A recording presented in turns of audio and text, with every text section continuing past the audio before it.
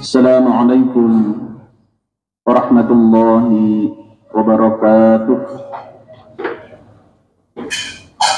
Innal hamdalillah nahmaduhu wa nasta'inuhu wa nastaghfiruh wa na'udzu billahi min shururi anfusina wa min sayyiati a'malina. May yahdihillahu fala mudilla lahu wa may yudlil fala hadiya lahu. Asyhadu an la ilaha illallah wahdahu la syarika lah. Iyyahu na'budu wa iyyahu nasta'in. Wa asyhadu anna Muhammadan 'abduhu wa rasuluh al-ba'uts rahmatan lil alamin. Allahumma fashalli wa sallim wa karrim 'ala hadzal nabiyil karim nabiyyina wa maulana Muhammadin sallallahu alaihi wasallam wa 'ala alihi wa azwajihi wa dzurriyyatihi wa ahli baitihi wa man tabi'ahum bi ihsan ila yaumil amma ba'd. Fa ya al-hadirun usikum wa iyaya bi taqwallah wa ta'atihi la'allakum tuflihun. Allahumma la sahla illa ma ja'altahu sahla wa anta taj'alul hazna idza syi'ta sahla. Amma ba'd. Alhamdulillah rabbil alamin. Hadirin Bapak Ibu jemaah rahmatullah. Dalam Al-Qur'an, keberuntungan itu sesungguhnya dipecah modelnya menjadi 4 model. Ada orang yang beruntung di dunia tapi rugi di akhirat. Ini model pertama. Untung di dunia tapi rugi di akhirat. Ada yang kedua adalah rugi di dunia, untung di akhirat. Di dunia rugi, tapi di akhirat ya untung. Ada harapan masuk surga. Yang ketiga, tentu yang paling tidak kita harapkan, rugi dunia, rugi akhirat. Sudah di dunia tidak pernah dapat bagian, di akhirat neraka tempatnya. A'udzubillah tsumma na'udzubillah.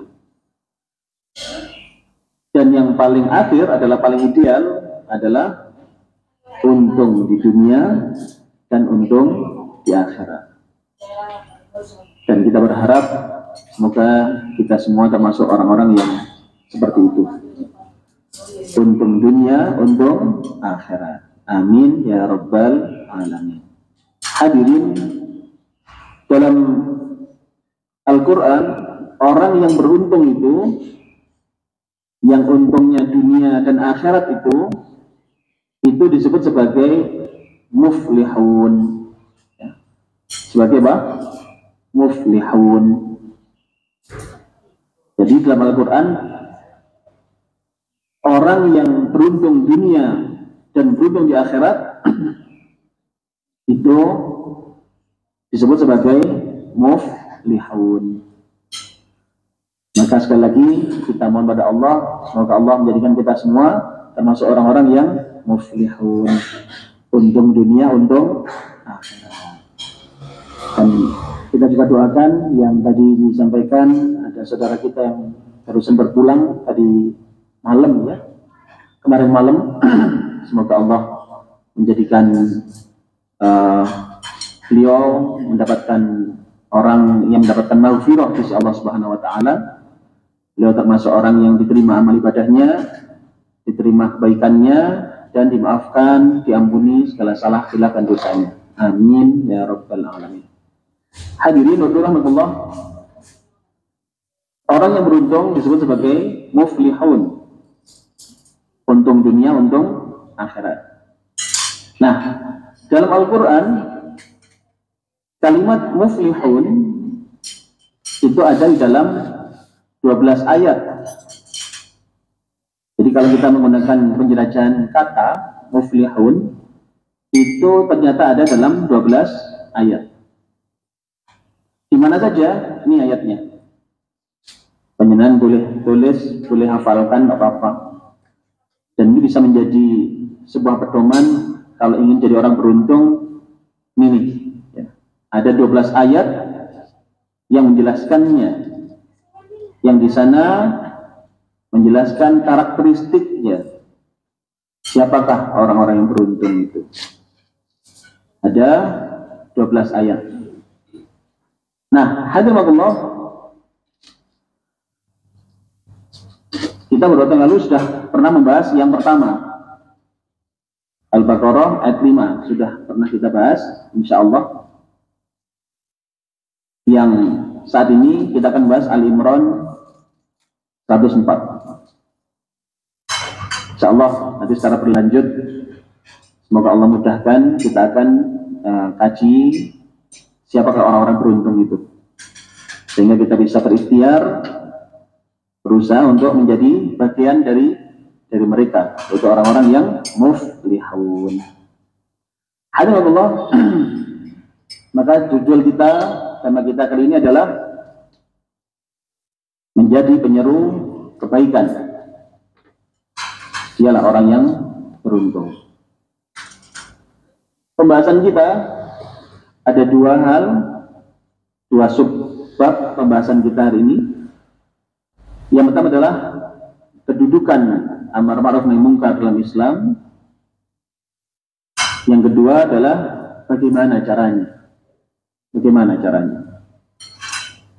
Setelah dua subbab ini yang akan kita bahas pada kurang lebih 30 sampai 45 menit ke depan, insyaallah. Baik, rahmatullah. Mari kita mulai tentang kedudukan amar ma'ruf dalam Islam. Ayatnya 104 dalam Al-Imran adalah ini ayatnya.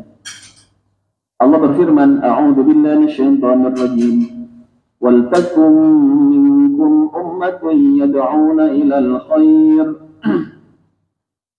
Yad'una ilal khair wa ya'muruna bil ma'ruf wa yanhauna 'anil munkar.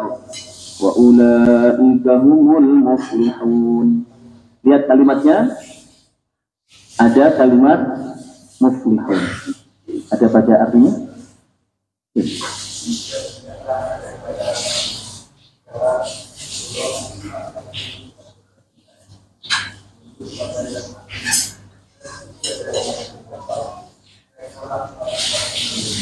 Nah, merekalah orang-orang yang beruntung.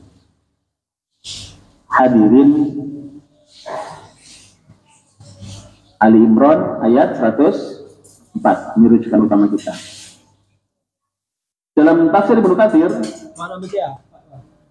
ada penjelasan seperti ini, Pak. Kita nomor.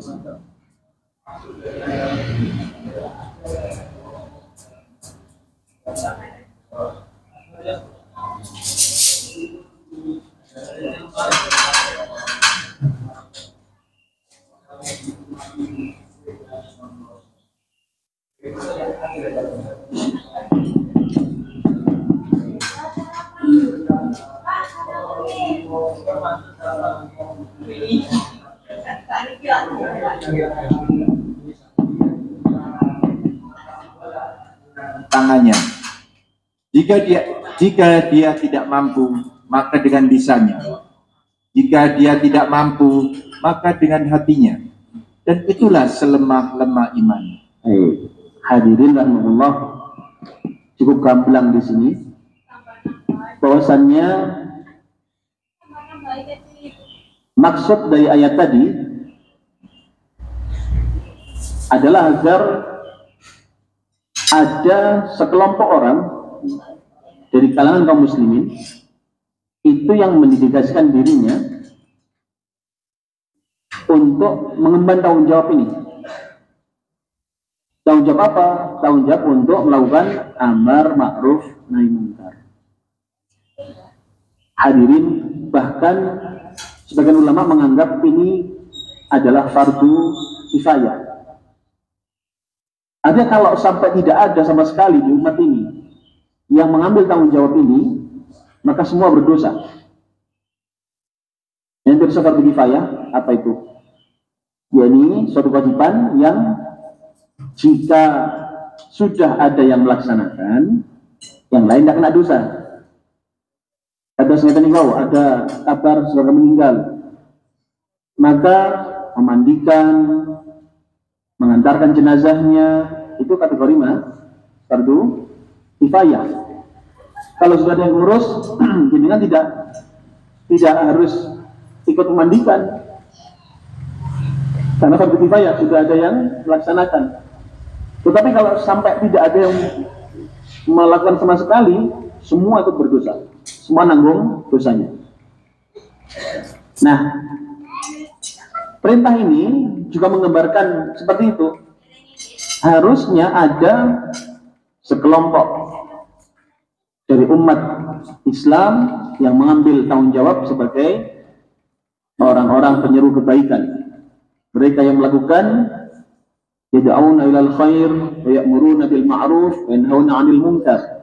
Senantiasa menyeru kebaikan, mengajak kepada kebaikan, menyeru yang al-ma'ruf dan mencegah dari yang munkar.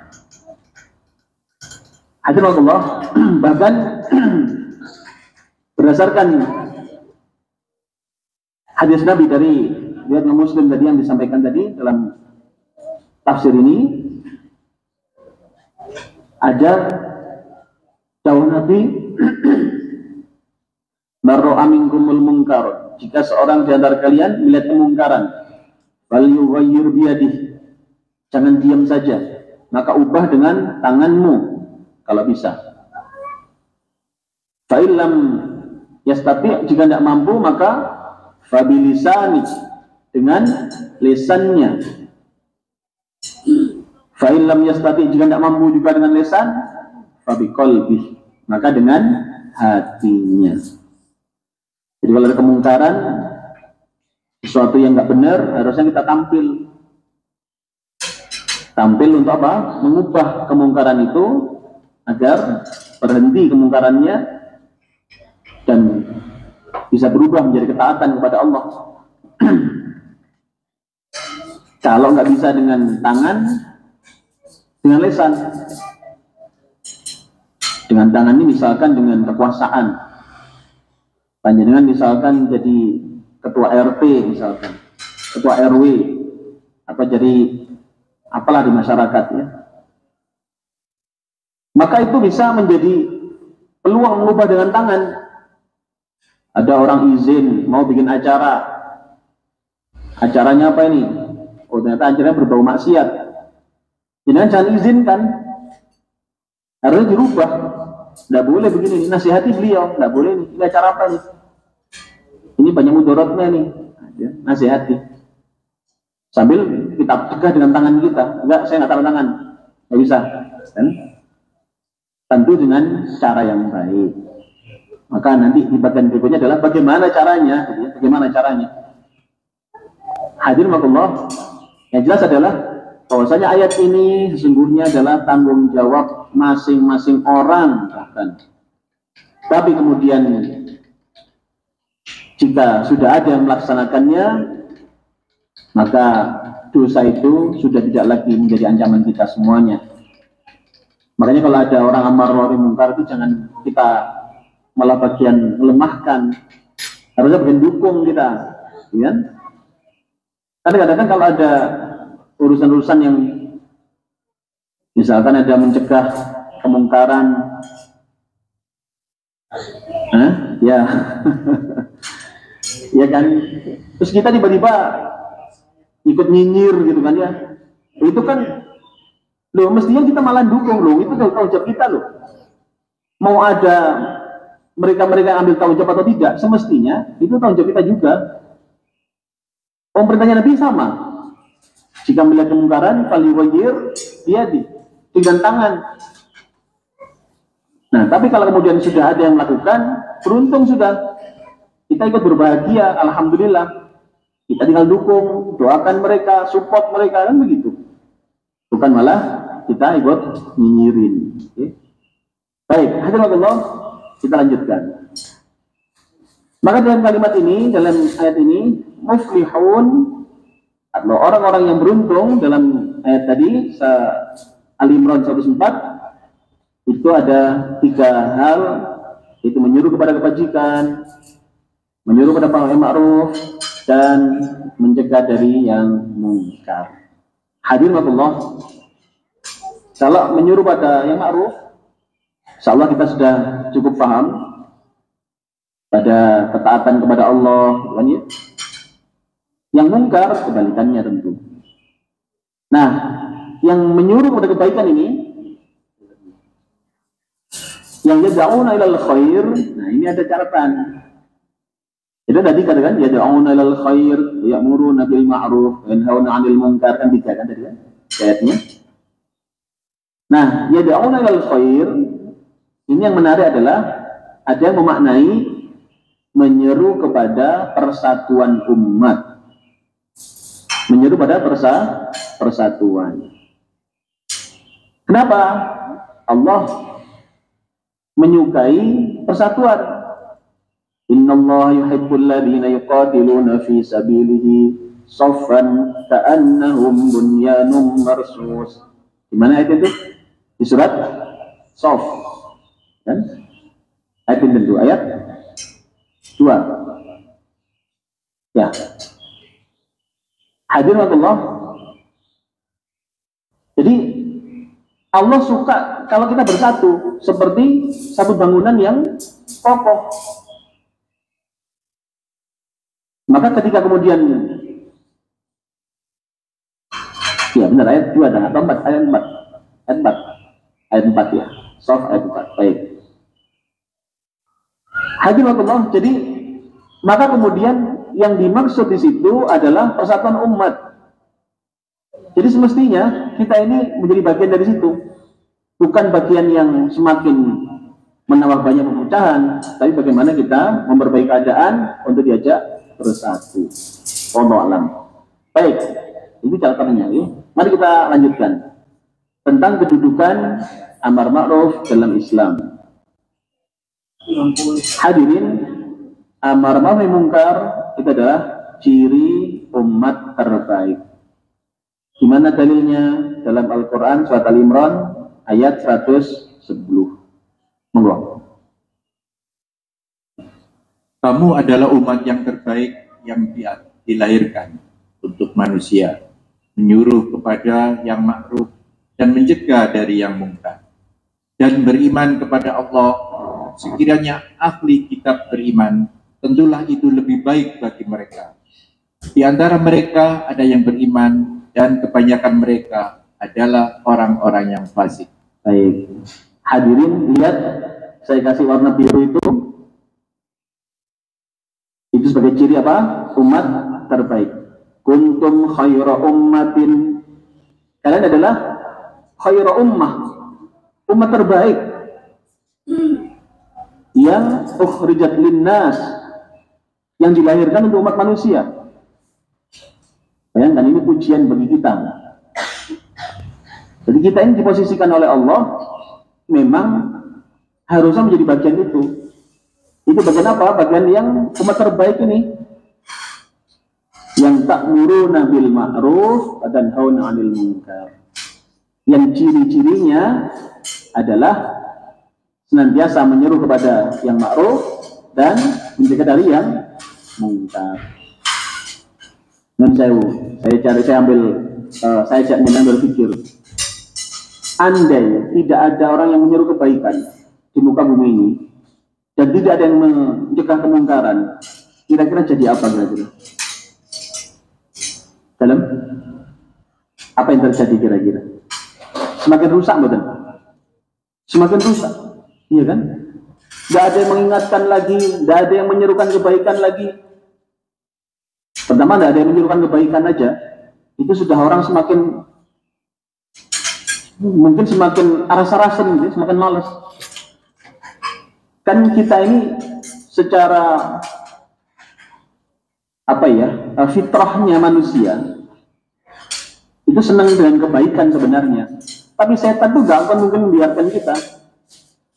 Ayo pilih mana kira-kira, misalkan berangkat ngaji dengan tidur lagi ketika habis subuh itu kalau nggak dapat hidayah, pilih tidur lagi loh. Misalnya tadi tiba-tiba ada pengumuman Ustadznya uzur, ngajinya libur. Kira-kira alhamdulillah Pak ini lagu. Kan itu wah alhamdulillah perayaan. Hadirin rahmatullah, maka penyeru kebaikan harus ada. Dan itulah yang Allah inginkan dengan hadirnya kaum muslimin ini menjadi penyeru kebaikan. Karena umat ini harus terus didorong, diingatkan lagi, terus begitu.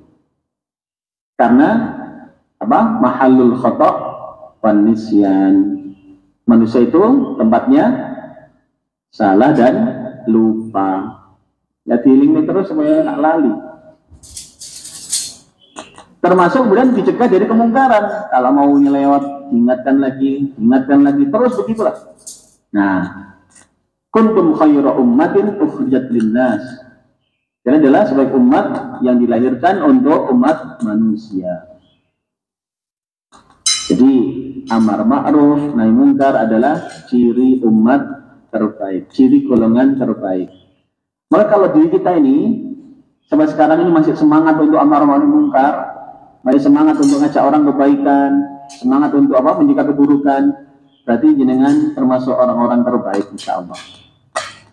Tapi kalau sudah diri kita sudah jauh dari itu, tidak semangat mengajak kebaikan, tidak semangat mencegah keburukan, rasanya sudah jauh dari apa? Amar ma'ruf mungkar, maka bisa jadi kita sudah tidak lagi termasuk orang-orang yang digambarkan umat terbaik ini. Na'udzubillah min dzalik. Coba kita cek masing-masing. Kalau kita melihat saudara kita nggak sholat, dengan tergerak ingatkan betul. Kalau masih tergerak ingatkan, umat terbaik ini insya Allah masih ada. Masih ada ciri khas itu dalam diri kita minimal.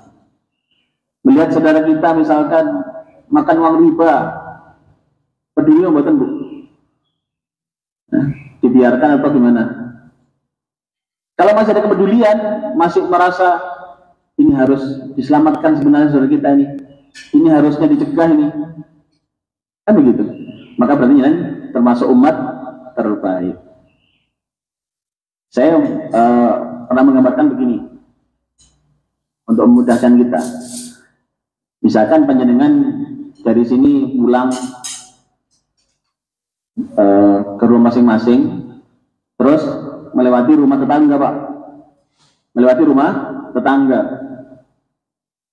Kemudian lihat si tetangga ini duduk pinggir sumur,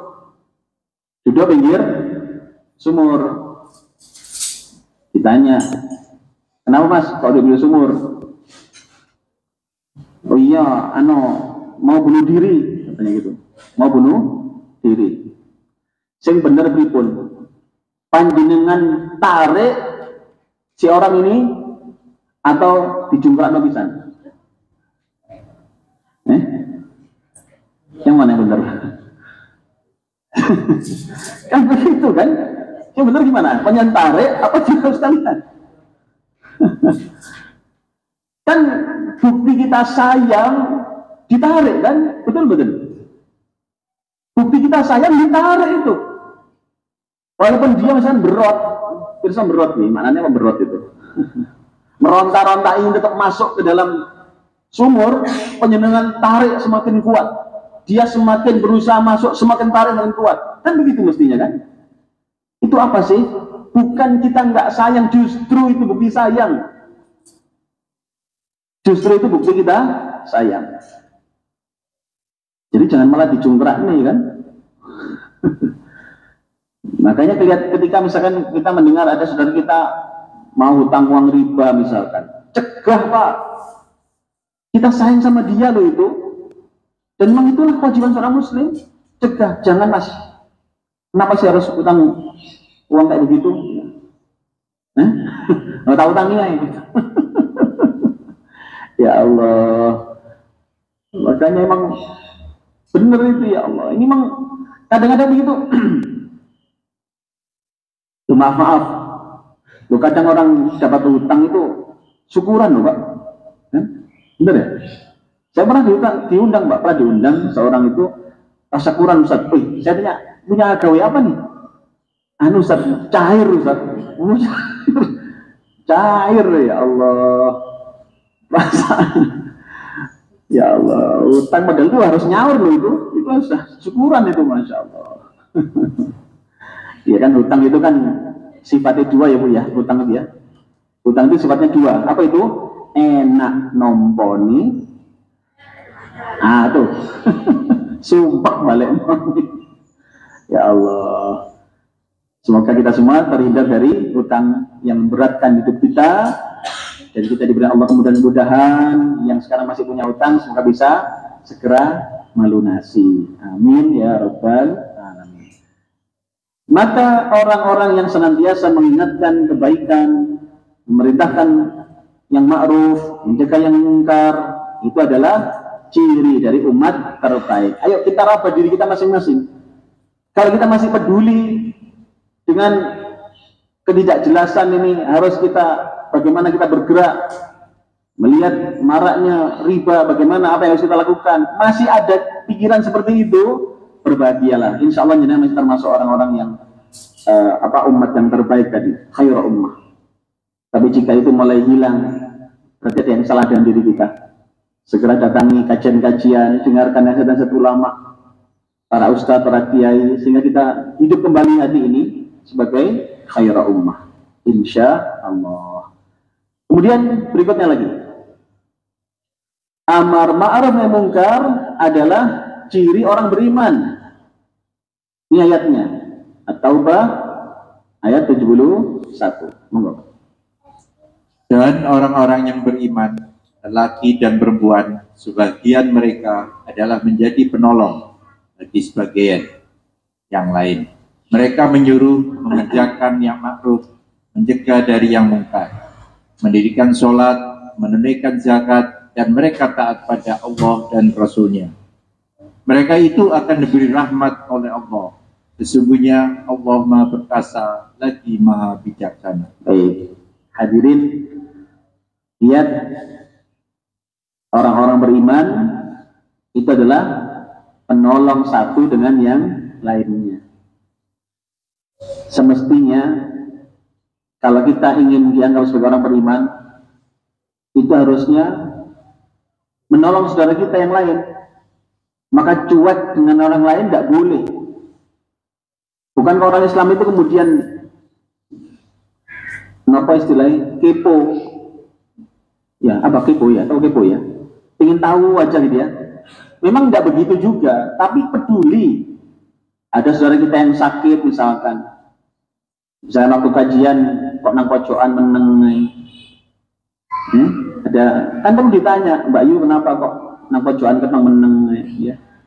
Kok meneng-meneng kok nangis-nangis dewe ya? Mungkin beliau ada masalah yang mungkin kita bisa bantu di situ, kan begitu. Tidak boleh terus cuek, wes sembarang wes urusan dewe-dewe, tidak boleh. Kenapa? Memang Islam memang begitu mengajarkan kita sesama orang beriman saling tolong menolong. Wa ta'amanu 'alal birri wat taqwa, saling tolong menolong dalam urusan kebaikan dan ketakwaan. Wala ta'amanu 'alal itsmi wal 'udwan, jangan tolong menolong dalam urusan-urusan dosa dan permusuhan. Jadi tolong menolongnya dalam urusan kebaikan, Bu, bukan dalam urusan dosa dan permusuhan. Kalau ada saudara kita yang sedang bermusuhan, yang benar gimana, Bu? Dikipasi apa didamaikan? Dikipasi. Kenapa sampean kok gak gelem sapa-sapaan karo iku? Oh, tambah dikipasi. Oh, aku ro tambahan kartunya arek iku.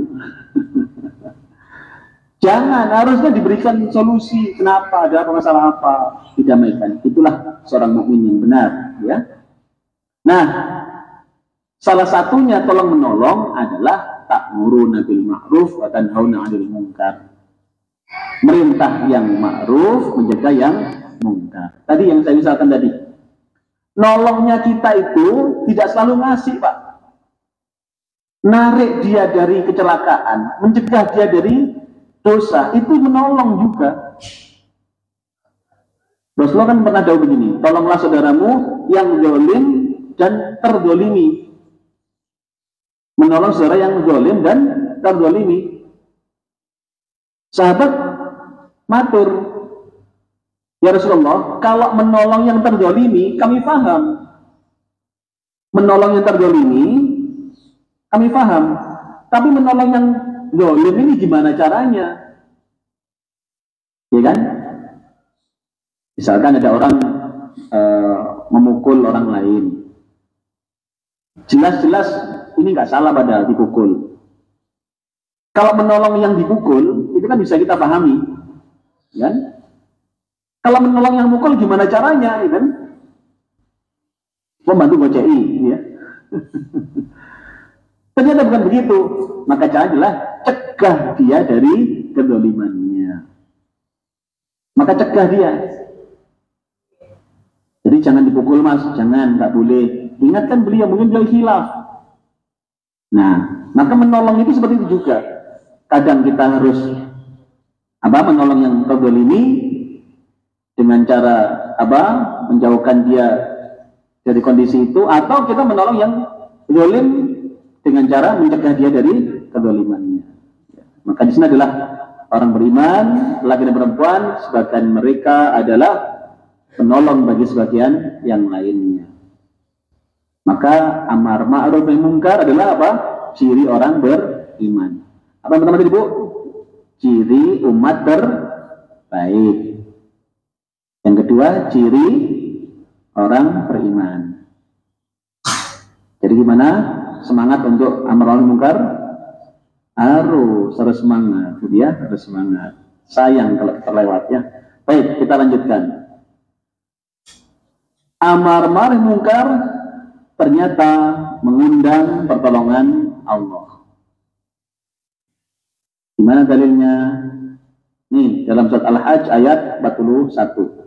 Ketika menjelaskan tentang orang-orang yang menolong Allah. Monggo.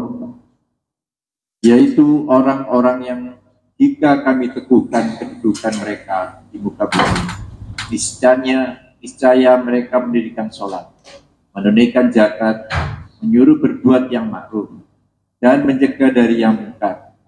Dan kepada Allah lah kembali segala urusan. Nah, baik. Hadirin, orang-orang yang menolak agama Allah, orang-orang yang menolak agama Allah itu ternyata salah satunya adalah orang yang amar ma'ruf nahi munkar. Dan mereka yang menolak agama Allah ini akan dijanjikan pertolongan Allah. Maka dengan kata lain, orang yang melakukan amar ma'ruf nahi munkar, salah satunya itu akan mengundang pertolongan Allah. Makanya kalau kita sekarang ini misalkan butuh pertolongan Allah, kok kayak misalkan musibah bertubi-tubi gitu nih, kok si ruwet kayak urip nih. Coba dicek, jangan-jangan kita meninggalkan ini, meninggalkan amar ma'ruf nahi munkar. Nggak pernah peduli kita. Ada saudara kita nggak sholat, nggak pernah mengingatkan. Ada besti kita, ada bestinya ya. Ada bestinya ternyata ngerasani, nggak pernah diingatkan. Gimana Bu? Kalau ada teman dekat, ngajak ngerasani, yang benar udah sulit Bu. Dilateni, nama diingatkan. Nama di tegal kopi pisan, nunggu loro pisan, sama gayeng. Ingatkan, kan caranya, yang penting kan caranya ingatkan, gitu kan? Ada loh cara yang lain itu dengan dibelokkan bicara yang lain Bu. Kan kalau kita langsung ingatkan kan kadang kan mungkin tersinggung beliaunya, misalkan ya, apalagi lebih tua. Caranya belokkan yang lain Bu, bahas yang lain mawon. Ya mulai bicarakan kejelekan orang misalkan. Dan maaf, memang kan kalau ketemu dengan teman, ketemu dengan besti apalagi itu 5 menit pertama masih beres pasti apa omongan lu. 5 menit pertama masih beres. Wah, masih bicara yang baik-baik, ya kan? Berbeda dengan 5 menit berikutnya, ya kan? Mulai kentean ngomong, mulai tanya. Ya, potong ngomong sebelah itu. Setiap gini ngoniku merantak sudah akhirnya. Lu itu kalau nggak segera dicegah, jadi nggak karu-karuan loh. Maka orang-orang yang ingin ditolong oleh Allah, Jadilah orang yang menolong Allah dengan cara apa? Amar ma'ruf nahi mungkar. Ada saudara kita yang salah ingatkan. Semua tinggal caranya. Mungkin perlu dengan diajak apa? Makan dulu, ya kan? Mungkin diajak ngopi dulu. Tapi ngopinya sudah bahas untuk nasihat, gitu kan? Bukan malah jagongi apa? Ngarasing tonggo, ya. Nih ancamannya. Lihat. Ini dari hadis riwayat Tirmidzi. Ancaman orang-orang yang tidak mau amar ma'ruf nahi mungkar adalah doanya tidak diterima. Monggo. Hadis riwayat Tirmidzi, demi Allah yang jiwa berada di tangannya, itu kalian harus amar ma'ruf nahi mungkar, atau Allah akan menimpakan azabnya kepada kalian. Kemudian kalian berdoa kepadanya, namun doa kalian tidak akan dikabulkan. Nah, hadirin, coba kita resapi apa dawuh ini. Bahwasanya orang yang mengingatkan orang yang beramar ma'ruf nahi mungkar itu dampaknya tidak sedikit, tidak sederhana, macam-macam. Orang-orang yang tidak melakukan amar ma'ruf nahi mungkar kalau dia mampu melakukannya, itu ancamannya adalah apa? Ada musibah yang menimpa dia dan dia minta pertolongan, memohon pada Allah, tapi doanya tidak dikabulkan. Na'udzubillah min dzalik. Hadirin, di dalam tafsir Burkathir, ya, insyaallah diantaranya itu ada kisahnya umat terdahulu, umat dari Nabi terdahulu itu yang dihukum, yang kena musibah, Pak. Kena musibah, satu kampung lah kena musibah, ceritanya begitu. Terus nabinya doa, ya Allah, kenapa engkau kenakan musibah semuanya? Bukankah di antara mereka itu ada yang baik, ada yang enggak? Loh, kalau musibahnya kena yang enggak baik, itu kan pantes gitu kan. Tapi kenapa yang baik-baik juga kena gitu kan? Nah, ternyata kemudian disampaikan yang tidak baik memang dia berdosa karena kemaksiatannya, sedangkan yang baik mereka berdosa karena membiarkan terjadinya maksiat tadi. Itu ternyata sama-sama berdosanya, Pak. Makanya kalau ingin negeri kita ini senantiasa dijaga oleh Allah, ya paling nggak kita tampil dulu lah, mengingatkan orang sekeliling kita tentang kebaikan, ya. Jangan sampai dibiarkan, Pak. Kita cegah semampunya, cegah dengan lesannya, buat tangannya dulu ya, dengan penguasaannya kalau bisa dengan lesannya kita nasihati, kalau nggak bisa dengan hati paling dalam, kan? Paling lemah, gitu kan? Nggak boleh diam, pokoknya harus terima dengan doa. Kita doakan orang-orang yang zalim agar segera segera bertobat kepada Allah Subhanahu Wa Taala. Kenapa? Karena kezalimannya ternyata merusak semuanya. Kezalimannya telah menjadikan negeri ini terancam musibah dari Allah. Ya.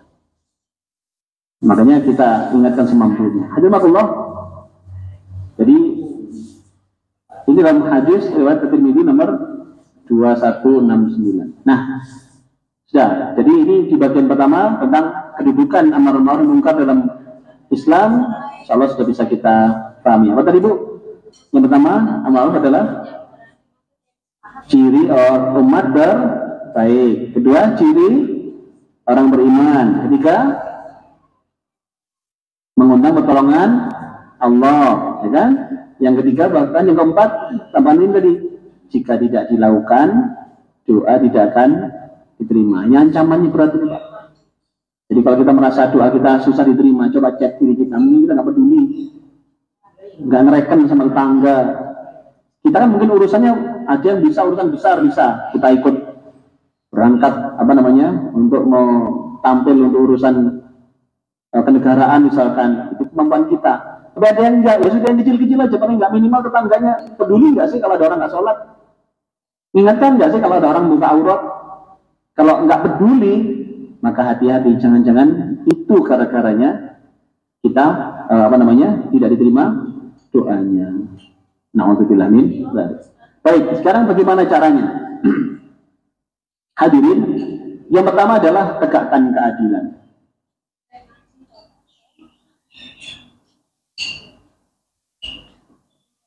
Yang pertama adalah tegakkan keadilan. Ini saya ambil beberapa poin saja karena cukup banyak memang ragamnya, tapi poin-poin ini harapan saya bisa menjelaskan apa yang harus kita lakukan dalam rangka amar ma'ruf nahi munkar. Pertama, tegakkan keadilan. Monggo, Pak. Sesungguhnya Allah menyuruh kamu menyampaikan amanat kepada yang berhak menerimanya, dan menyuruh kamu apabila menetapkan hukum di antara manusia, supaya kamu menetapkan dengan adil. Sesungguhnya Allah memberi pengajaran yang sebaik-baiknya kepadamu. Sesungguhnya Allah adalah Maha mendengar lagi Maha melihat. Baik, hadirin, ternyata Allah merintahkan kita ketika kita mendapatkan amanah, maka lakukan sekaligus tegakkan keadilan. Lihat tafsirnya nih, dalam tafsir Al-Madinah Al-Munawwarah, cukup panjang. Monggo, Pak. Setelah Allah menyebutkan kabar gembira bagi orang-orang yang beriman dan beramal soleh, kemudian Allah mengarahkan mereka untuk berbuat dua jenis amalan sahih, yaitu menunaikan amanat dan memberikan keputusan bagi orang lain dengan adil. Firman ini ditujukan bagi setiap orang yang diberi amanat, baik itu yang berhubungan dengan hak Allah ataupun yang berhubungan dengan hak manusia, baik itu berupa jabatan, harta, dan lain sebagainya. Baik, itu jadi dulu. Hadirin, coba lihat tafsirnya ini. Bahwasannya perintah menunaikan amanah dan berbuat adil itu berbeda. Kalau kita mendapatkan amanah, tunaikan amanah. Jangan sama saya ini mendapat amanah, betul? Dapat ya? Minimal amanah keluarga, betul tidak? Amanah keluarga. Ibu dapat amanah enggak? Dapat. Minimal amanah apa? Ngatur belanja, ibu ya? Ada nggak diatur? Bilang nggak ada belanjanya, Ustaz, ya. Sing sabar ya.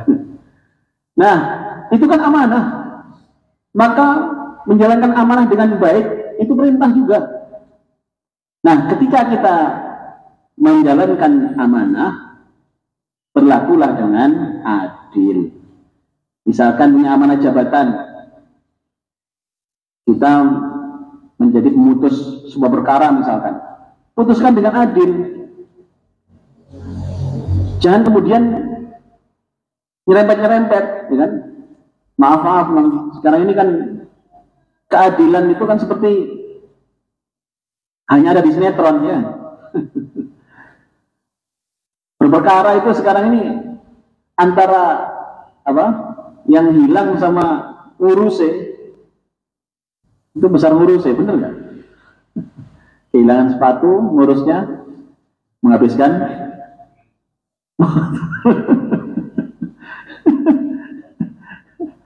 tapi itu di negeri antah berantah, Bu, nggak ada di sini. Ya Allah, sedih itu sebenarnya itu. Ya apa terusan?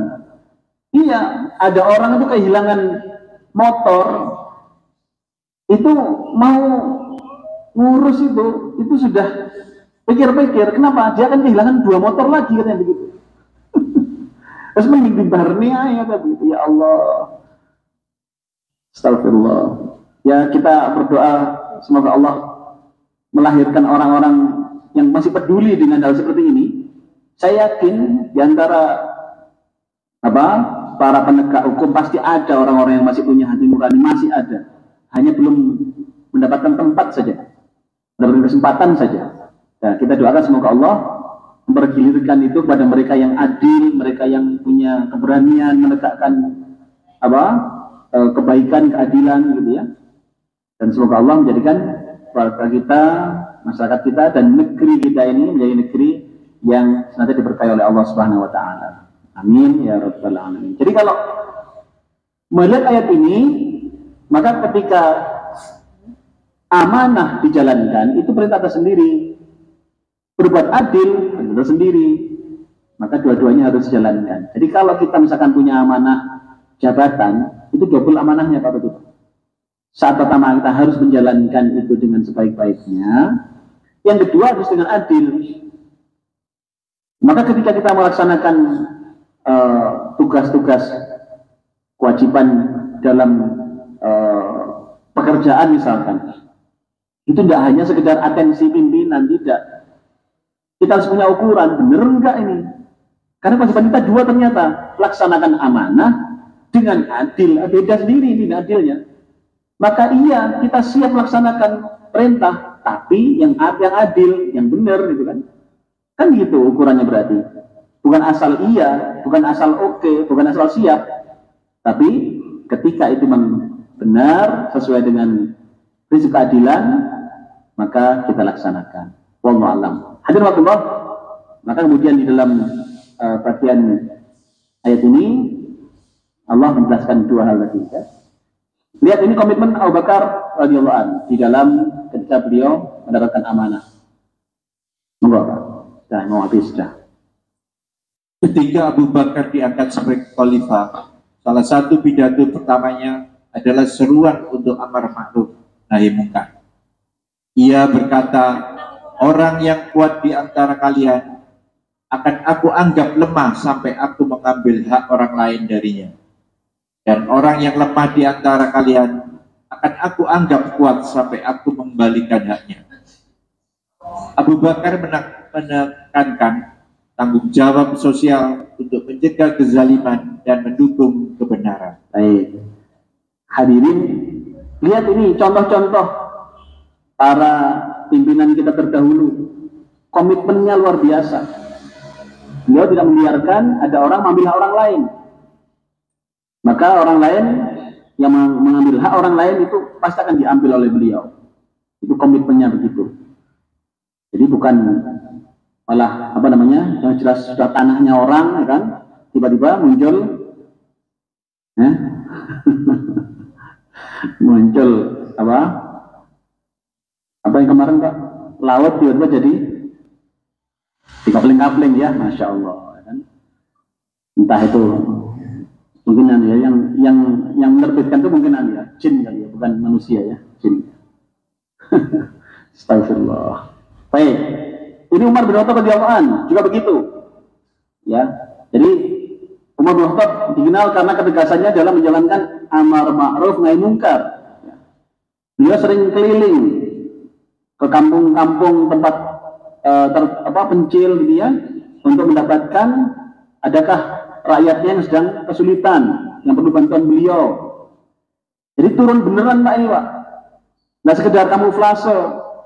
Ini yang beliau ini turunnya mungkin gorong-gorong beneran gitu Pak ya. Ini kemana-kemana. Ya Allah.